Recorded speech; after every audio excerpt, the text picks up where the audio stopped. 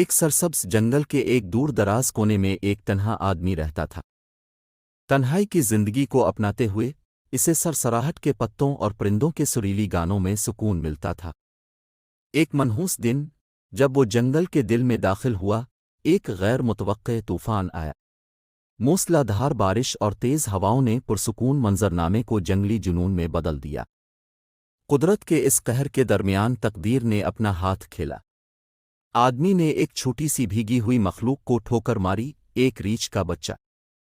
بچہ طوفان کی افراتفری میں اپنی ماں سے الگ ہو کر بھیگا اور کانپ رہا تھا۔ بغیر کسی ہچکچاہٹ کے اس شخص نے نازک بچے کو اٹھایا اور اسے اپنی بانہوں میں جکڑ لیا۔ عزم کے ساتھ اس نے چھوٹے ریچھ کو اپنی پناہگاہ تک پہنچایا اور مشتعل عناصر سے پناہ فراہم کی۔ اس کے بعد کے دنوں میں انسان اور ریچھ کے بچے کے درمیان ایک قابل ذکر رشتہ کھل گیا، جس کا نام اس نے کوٹا رکھا۔ بچہ آدمی کی دیکھ بھال میں پروان چڑھا اور انہوں نے اپنے دن ایک ساتھ جنگل کی تلاش میں گزارے، ایک غیر کہی سمجھ پیدا کی۔ وقت گزرنے کے ساتھ کوٹا ایک شاندار ریچھ میں تبدیل ہو گیا، جس میں طاقت اور بے خوفی کی علامت ہے۔ اس شخص نے حیرت سے دیکھا جب کوٹا اپنی طاقتور شکل میں بڑھتا گیا۔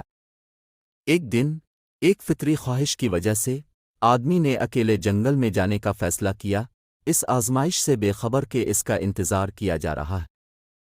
جب وہ بیابان میں گہرائی تک پہنچا تو ایک خوفناک تیندوے نے سائے سے جھپٹ کر حملہ کیا۔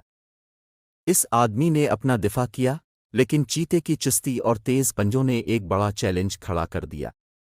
ایک نازک لمحے میں کوٹا نے اپنے انسانی دوست کی سختی سے حفاظت کرتے ہوئے آگے بڑھایا۔ دونوں نے مل کر تیندوے کا مقابلہ کیا، اسے بھگا دیا اور آدمی کی حفاظت کو یقینی بنایا۔